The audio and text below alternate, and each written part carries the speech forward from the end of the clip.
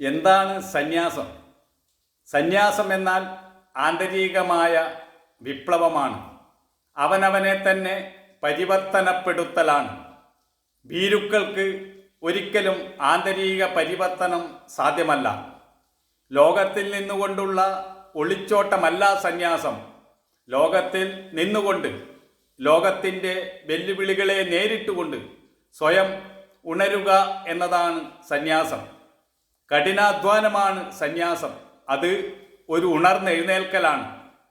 ആരാണോ യോഗചര്യയിൽ സദാ നിമഗ്നനായിരിക്കുന്നത് അയാൾ ആന്തരിക പരിവർത്തനത്തിൽ വിജയിക്കുന്നു. സ്വയം സമർപ്പണമാണ് സന്യാസം.